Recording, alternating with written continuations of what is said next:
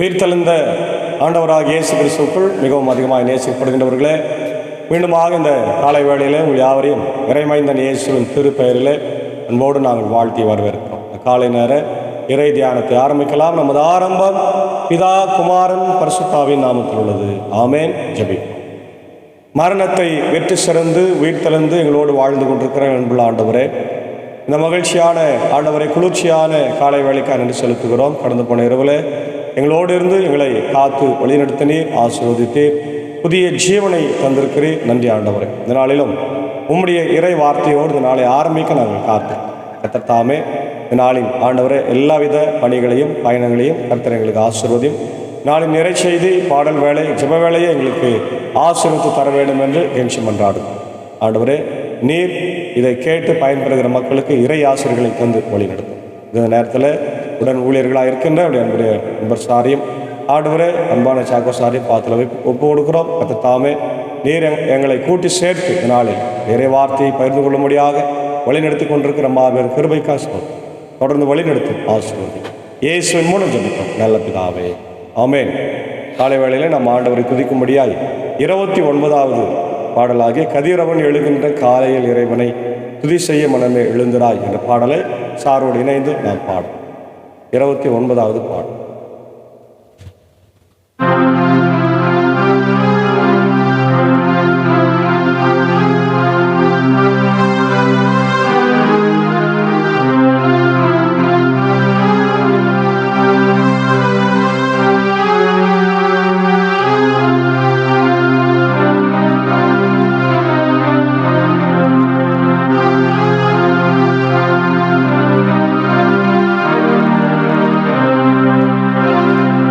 கதிரவன் எழுகின்ற காலையில் இறைவனை, கதிரவன் எழுகின்ற காலையில் இறைவனை துதி செய்ய மனமே எழுந்தீராய், துதி செய்ய மனமே எழுந்தீராய்.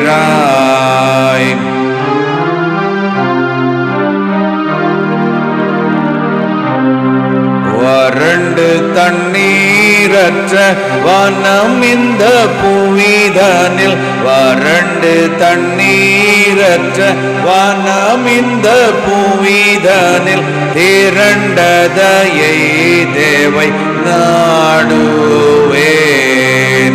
திரண்டதையை தேவை நாடுவேன்.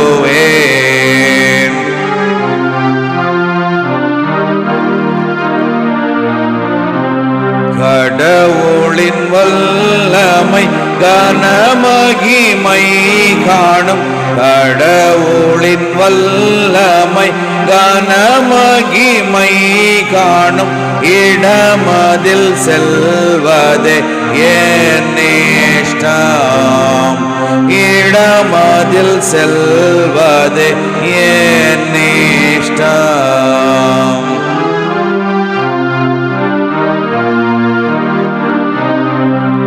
ஜீவனை பார்க்கிலும் தேவனின் காதலை, ஜீவனை பார்க்கிலும் தேவனின் காதலை ஆவலை நாடினான் போற்றுவேன்,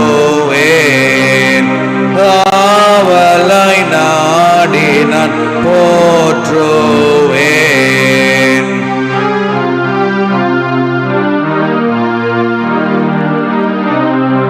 ஆயுள் பரியந்தம் ஆண்டவர் நாமத்தை, ஆயுள் பரியந்தம் ஆண்டவர் நாமத்தை நேயமாய் பாடினான் உயர்த்துவேன், நேயமாய் பாடினான் உயர்த்துவேன்.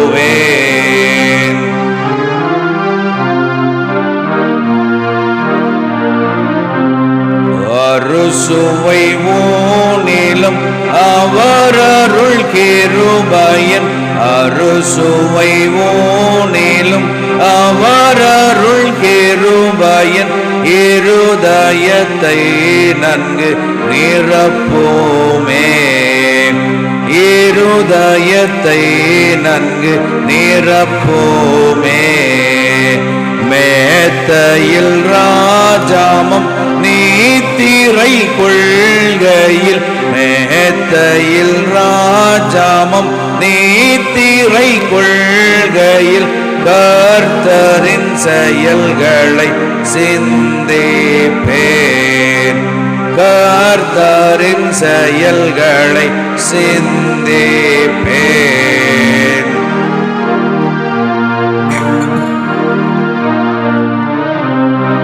அல்லும் பகலும் நான் அவர் சட்டைகளின் கீழ், அல்லும் பகலும் நான் அவர் சட்டைகளின் கீழ், கொல்லைக்கு நீங்கிய ஒதுங்குவேன்.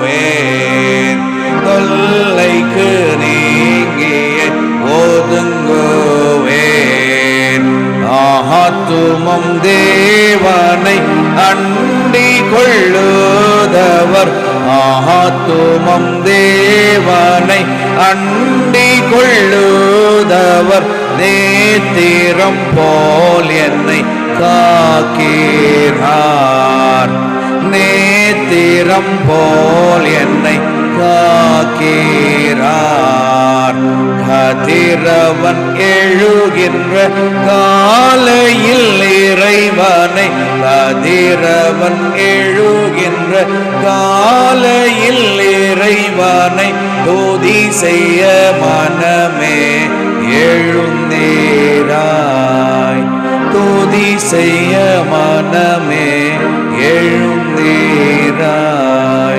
துதி செய்ய மனமே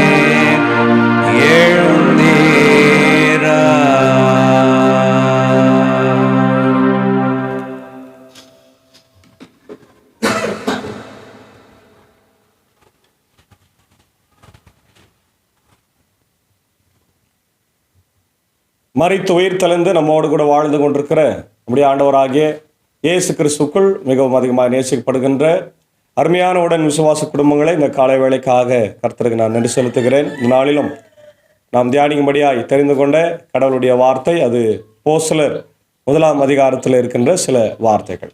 இந்த அப்போஸ்தலர் திருப்பணிகள், அதாவது திருத்தூதர் திருப்பணிகள் என்று அழைக்கப்படுகிற இந்த நூல் நம்முடைய திருமறையில் மிக மிகவும் முக்கியத்துவம் வாய்ந்தது. ஏனென்றால் ஆதி திருச்சபையினுடைய வளர்ச்சியை, பிறந்த நாளை நமக்கு காண்பிக்கின்ற ஒரு பகுதியாக இருக்கிறது. இது லூக்கானுடைய நூலாக இருக்கிறபடினாலே லூக்கா நற்செய்தியினுடைய தொடர்ச்சியாகவே இதை நம்ம பார்க்கிறோம். ஆசிரியரும் லூக்காவாக இருக்கிறார் என்று சொல்லப்படுகிறது. நாங்கள் பயணம் செய்தோம், நாங்கள் தங்கியிருந்தோம், நாங்கள் போதித்தோம் போன்ற பகுதிகள் இந்நூலின் ஆசிரியரின் பவுலின் உடன்பணியாளர் என்பதை நமக்கு சுட்டி காட்டுகின்றன. அதே போல என்னுடைய சூழலை பார்க்கும்போது கிறிஸ்துவோ அவர் வழியை பின்பற்றுபவர்களோ ரோமை அரசுக்கு எதிராய் குற்றம் ஏதும் செய்யாதவர்கள் என விளக்கம் அளிக்கவும், பிற இனத்தாருக்கு திருத்துதராய் தெரிந்து கொள்ளப்பட்ட பவுல் யூதருக்கு எதிராய் பெரும் தவறு ஒன்றும் செய்யவில்லை என்றும் எடுத்துரைக்கவும் இந்நூலை ஆசிரியர் எழுதுகின்றார். இச்சூழலில் நற்செய்தி பணியும் இறை வார்த்தையும் போதனையும் சிறப்பிடம் பெறுகின்றன. ஆவியானவர் துணையுடன் கடவுளது மீட்பு திட்டத்திற்கு சான்று பகர்வது இந்த அருமையான புத்தகத்துடைய கடமையாய் இருக்கிறது. இந்த பகுதியை அதனால்தான் திருத்தூதர் பணிகள் என்று சொல்லுகிறார்கள். அன்பான தேவனுடைய பிள்ளைகளை, இதில் முக்கியமான வசனம் 1ஆம் அதிகாரம் 8ஆம் வசனம். நீங்கள் தங்கியிருங்கள், உங்களுக்கு ஆவியானவர் வந்து உங்களை கலிலேயா சமாரியா போன்ற நாடுகளுக்கு சாட்சியாக வைப்பார் என்ற வசனம் நமக்கு இடமிருந்தோ. ஆனால் தூய ஆவி வரும்போது நீங்கள் கடவுளது வல்லமையை பெற்று எருசலேமிலும் யூதேயா சமாரியா முழுவதிலும் நீங்கள் எனக்கு சாட்சிகளாக இருப்பீர்கள் என்று ஆண்டவர் சொன்னபடி இந்த அருமையான பகுதி ஆரம்பிக்கின்றதை நம்ம பார்க்கிறோம். இப்போ முக்கியமாக இதில் இந்த செய்தியில் நாம் பெற்றுக்கொள்ளுகிற முக்கியமான செய்தி என்னென்னா, த எம்பவர்டு ஃபார் மிஷன், ஊழியத்திற்காக நம்மை ஆண்டவர் தகுதிப்படுத்துகின்றார். 1 முதல் 11 வசனங்கள் இயேசு ஆண்டவர் மேலே புறப்பட்டு செல்லுகின்ற விண்ணேற்றத்தை பற்றி ஒரு செய்தியை நம்ம பார்க்கிறோம். விண்ணேற்றம் 1 முதல் 11 வசனங்களில் விண்ணேற்றத்தை பற்றி நம்ம பார்க்கிறோம். அதான் நம்ம கடைசியாக பார்க்கும்போது நம்ம பார்க்கிறோம். இவற்றை ஆண்டவர் சொன்ன பின்பு அவர்கள் கண்கள் முன்பாக அவர் மேலே எடுத்துக்கொள்ளப்பட்டார். மேகம் ஒன்று அவரை எடுத்து சென்றது. அவர்கள் பார்வையிலிருந்து மறைந்து விட்டது. அவர் செல்லும்போது அவர்கள் வானத்தை அண்ணாந்து பார்த்து கொண்டே இருந்தார்கள். அப்போது வெண்ணுடை அணிந்த இருவர் தோன்றி, கலிலேயரே, நீங்கள் ஏன் வானத்தை அண்ணாந்து பார்த்து கொண்டே நிற்கிறீர்கள்? இந்த இயேசு உங்களிடமிருந்து விண்ணேற்றம் அடைந்ததை கண்டீர்கள் அல்லவா? அவ்வாறே அவர் மீண்டும் வருவார் என்றார்கள். இதுதான் இயேசு ஆண்டவருடைய மிக முக்கியத்துவமானது. இந்த 1:8 நீங்கள் எருசலேமிலும் யூதேயாவிலும் சமாரியாவிலும் தங்கியிருங்கள், போய் ஆண்டவருக்காக சுவிசேஷத்தை சொல்லுங்கள் என்று சொல்லிட்டு அவருடைய விண்ணேற்றத்தை பற்றி நம்ம பார்க்கிறோம். விண்ணேற்றம் மிகவும் சிறப்புக்குரியது. அவர் எப்படி போனாரோ அதே போல மீண்டும் வருவார் என்று சொல்லப்பட்டிருக்கிறது. அல்லேலூயா, பிரைஸ் தி லார்ட். இரண்டாவது, இவர்கள் எருசலேமிலே தொடர்ந்து போய் சான்று பகர்வலாக இருந்தார்கள். பின்பு அவர்கள் ஒலிவ மலையிலிருந்து எருசலேமுக்கு திரும்பினார்கள். இம்மலை எருசலேமுக்கு அருகில் ஓய்வு நாளில் செல்லக்கூடிய தொலைவில் உள்ளது. பேதுரு, யோவான், யாக்கோபு, அந்திரேயா, பிலிப்பு, தோமா, பர்த்திமேயு, மத்தேயு, அல்பேயுவின் மகன் யாக்கோபு, தீவிரவாதியான சீமோன், யாக்கோபின் மகன் யூதா ஆகியோர் திரும்பி வந்த பின் தாங்கள் தங்கியிருந்த மேல் மாடிக்கு சென்றார்கள். அவர்கள் அனைவரும் சில பெண்களோடும் இயேசுவின் சகோதரர்களோடும் அவருடைய தாய் மரியாளோடும் இணைந்து ஒரே மனதோடும் இறைவனிடம் வேண்டிக் கொண்டிருந்தார்கள். பார்த்தீங்களா, எல்லாரும் வந்து ஒற்றுமையாய் ஜபிக்க தொடங்கினார்கள். இயேசு ஆண்டவருடைய சகோதரர்கள் சில பெண்களோடும் மரியாளோடும் ஆண்டவருடைய தாயார் மரியாளோடும் இணைந்து ஆண்டவருடைய ஊழியத்தை அவங்க செய்ய ஆரம்பித்தாங்க. குறிப்பாக ஜபிக்க ஆரம்பித்தாங்க. அப்போது ஒரு நாள் ஏறக்குறைய 120 சகோதரிகள் ஒரே இடத்தில் கூடியிருக்கும் போது பேதுரு அவர்கள் நடுவே எழுந்து நின்று கூறியது. பேதுருடைய முதல் பிரசங்கமே இதுதான். அன்பர்களே, இயேசுவை கைது செய்தவர்களுக்கு வழிகாட்டியாக யூதாஸ் காரியத்தை குறித்து அவர் தூய ஆவியானவர் தாவீதின் வாயிலாக நமக்கு முன்னுரைத்திருக்கிறார். மறைநூல் வாக்கு நிறைவேற வேண்டியதாக இருந்தது. அவன் நம்மில் ஒருவனாய் எண்ணப்பட்டு நாம் ஆற்றும் பணியில் பங்கு பெற்றிருந்தான். அவன் தனது நேர்மையற்ற செயலுக்கு கிடைத்த கூலியை கொண்டு ஒரு நிலத்தை வாங்கினான். பின்பு அவன் தலைகீழாய் விழ வயிறு வெடித்து குடலெல்லாம் சிதறி போயின. இல்லையா? யூதாசனுடைய மரணத்தையும் அவனுடைய சாபத்தையும் பற்றி பேதுரு சொல்கிறார். இங்கே யூதாஸுக்கும் பேதருக்கும் ஒரு சின்ன வித்தியாசம். பேதுரு மனம் திரும்பி விட்டார். யூதாஸ் மனம் திரும்பாமல் தனக்குத்தானே மரணத்தை வரவித்து தண்டனையை பெற்றுக்கொண்டார். அது ஆண்டவருக்கு விரோதமான செயல் என்பதை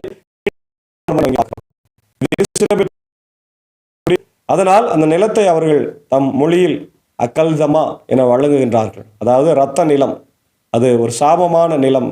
அதனால்தான் திருப்பாடல் சங்கீதத்தில் அவன் வீடு பாழாவதாக, அதில் எவரும் குடி புகழாதிருப்பாராக என்றும் அவனது பதவியை வேறொருவர் எடுத்துக்கொள்ளட்டும் என்றும் எழுதப்பட்டுள்ளது.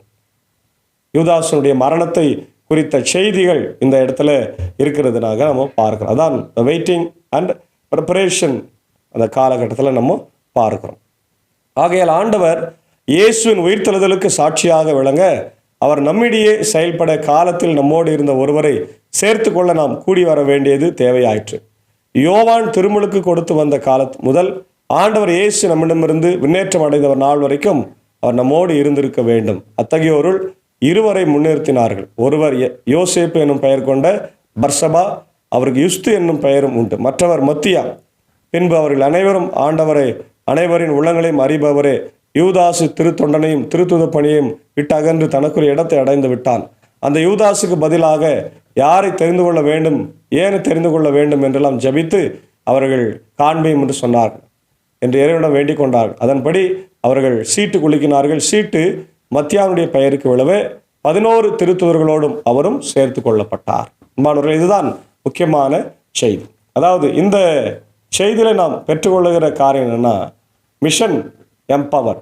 1ஆம் அதிகாரம் 8ஆம் வசனத்தில் நம்ம மிஷன் எம்பவர். 2வது waiting for the Holy Spirit, Great Commission, call to action. அதாவது எம்பவர்மெண்ட், மிஷன் அண்ட் ப்ரிப்பரேஷன். இதுதான் நம்ம இன்னைக்கு கற்றுக்கொள்ள வேண்டிய பாடமாக இருக்கிறது. அன்பான தேவனுடைய பிள்ளைகளே, இன்றைக்கு நம்முடைய திருச்சபைகளில் இருக்கின்ற ஒரு சவாலை தான் இங்கே அப்போஸ்தலர் 1ஆம் அதிகாரம் 26 நம்ம பார்க்குறோம். என்னன்னா, இன்னைக்கு பொறுப்பாளர்கள் தெரிவு செய்யப்படுகிறார்கள். எப்படி தெரிவு செய்யப்படுகிறார்கள் என்று சொன்னால், மக்களாட்சி சிஸ்டத்தினால, தத்துவத்தினால, டெமோக்ராட்டிக் கண்ட்ரியிலெல்லாம் ஓட்டு போட்டு நம்ம தெரிவு செய்கிறோம். ஆனால் இந்த ஓட்டு சிஸ்டமே இன்னைக்கு முழுமையாகவே தவறுதலாய் போய் கொண்டிருக்கிறதை பார்ப்போம். பணத்துக்கு ஓட்டு போடுகின்ற நிலைமைகள் இன்றைக்கு ஆலயத்திற்குள்ளாகவே வந்துவிட்டது. அதே நேரத்தில் ஒருவரையே அதிக காலம் பதவியில் இருக்க வைக்கின்ற ஒரு சூழ்நிலைகளும் இன்றைக்கு மாறிக்கொண்டே இருக்கிறது. இதனால்தான் திருச்சபையில் பல நபர்கள் திருச்சபையை விட்டு, அவர்கள் தாய் திருச்சபை விட்டு வேறு ஒரு சபைக்கு செல்லுகின்ற சூழல் ஏற்படுகிறது இல்லையா? இப்போ பதவி ஆசை, பண ஆசை எல்லாம் அவனுடைய வார்த்தை சொல்லுகிறது, பண ஆசை எல்லா தீமைக்கும் வேறா இருக்கிறது. ஆகவே அன்பான தேவனுடைய பிள்ளைகளே, இந்த காலை நேரத்தில் நாம் தெளிவாய் புரிந்து கொள்ள வேண்டியது, பொறுப்பு என்பது ஆண்டவரால் வழங்கப்பட வேண்டுமே தவிர மனிதர்களால் அல்ல. மனிதர்களால் வழங்கப்பட்ட பொறுப்புகள் என்றும் நிலை நிற்கவே முடியாது. ஆகவே இந்த காலை நேரத்தில் இதை கேட்டுக்கொண்டிருக்கிற மக்கள் புரிந்து கொள்ள வேண்டியது, நாம் ஆண்டவருக்கு தேவைதான், நம்முடைய ஊழியம் தேவைதான், ஆனால் அதை பொறுப்பில் இருந்துதான் செய்ய வேண்டும் என்று அவசியமே இல்லை. யாருனாலும் எப்பனாலும் நம்ம செய்ய முடியும். இன்றைக்கு சபை சங்கத்தில் எத்தனையோ போதகர்கள் ஊழியர்கள் இருக்கிறாங்க, எல்லாருமே பொறுப்பில் இருக்கிறாங்க இல்லை.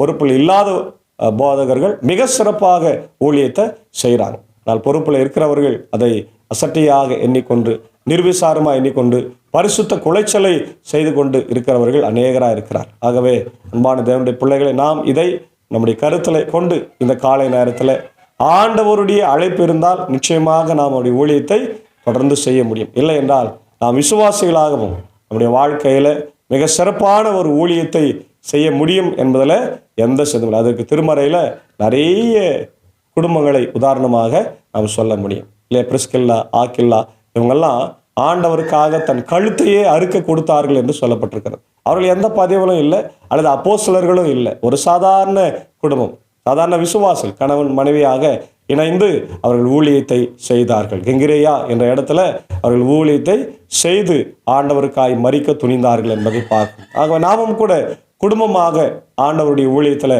பதவி இருக்கட்டும், இல்லா கட்டி போட்டோம், அதை பற்றி கவலையே இல்லாமல், பேர் புகழ் வரட்டும், வரா கட்டி போட்டோம், அதை பற்றி கவலையே எனக்கு தேவையில்லை, நான் ஆண்டவருக்காக ஊழியத்தை செய்வேன் என்ற உற்சாகத்தோடு ஆண்டவருக்கு சாட்சி கொடுக்க நாம் அழைக்கப்படுகிறோம். அதுதான் இங்கே பாரு, முதலாவது இங்கே புரிந்து கொள்ள வேண்டியது ஆண்டவருடைய விண்ணேற்றம்.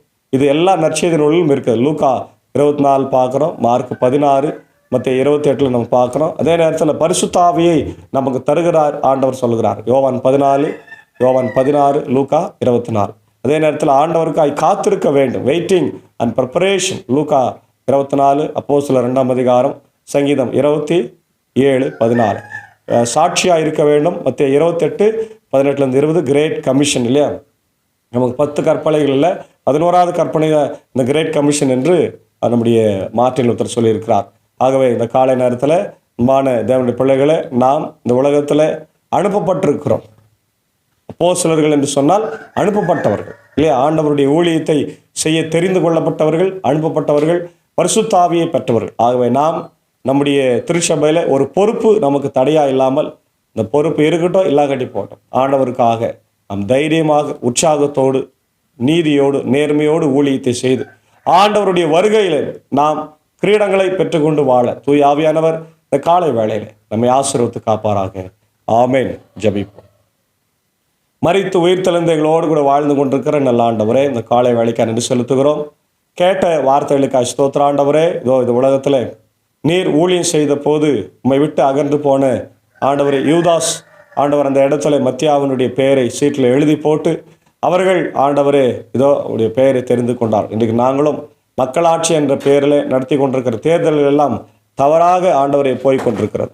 ஆனால் ஆண்டவருடைய கிருபையினால், ஒத்தாசையினாலே ஆண்டவர் இன்றைக்கு இந்த சீட்டு குலுக்கி போடுவது என்பது ஒரு ஆசீர்வாதமான ஒரு காரியமாக இருக்கிறது. முடிந்தால் எங்கள் திருச்சபைகளிலே நாங்கள் இதை பின்பற்றி நம்முடைய ஆசீர்வாதங்களை பெற்றுக்கொள்ள ஆண்டவரே கிருபை தார். இந்த நாளின் இறைய வார்த்தைக்காய் ஸ்தோத்திரம். இதை கேட்டு பயன்பெறுகிற எல்லா மக்களுக்கும் ஆண்டவரை கிருபைகளை தாரும். ஆண்டவர் வெளிநாட்டு வாழ் தமிழர்கள், ஆண்டவர் இந்திய வாழ் தமிழர்கள், தமிழ்நாட்டு வாழ் தமிழர்கள், தமிழ் கிறிஸ்தவர்களுக்காக ஜபிக்கிறோம். எல்லாரையும் ஆசீர்வதிங்க. ஆண்டவர் கடந்த இரவில் நல்ல மழையை தந்திருக்கிறீர், இன்னும் அதிகமான மழையை கூட எங்களுக்கு தந்து ஆண்டவரை பூமியை நனைப்பிக்க இந்த வெயிலில் உஷ்ணத்திலிருந்து எங்களை காத்தள்ள வேண்டும் என்று கெஞ்சி பண்ணார். ஆண்டவர் விசேஷமாக இந்த நாளிலே கர்த்தாவே இந்த ஊழியத்தங்களோடு மீண்டும் ஆண்டவரை தொடர்ந்து இணைந்து ஆண்டவர் பணியாற்றி கொண்டிருக்கிற நண்பர்ஸிற்காக ஜபிக்கிறோம். கடந்த 5 நாட்கள் ஊட்டிக்கு சென்று ஆண்டவர் பிள்ளைகளோடு சுற்றுலா சென்று மீண்டும் பத்திரமாய் திரும்பி வந்திருக்கிறார்கள். நன்றி செலுத்துகிறோம். பயணங்களை வாய்க்கு செய்திருக்கிறேன். நன்றி ஆண்டவரே. தொடர்ந்து ஆண்டவரே சாரியம் ஏஞ்சக்காவே அன்பான பிள்ளைகள் மாத்தால் மரியாதை ஆசீர்வதிங்க.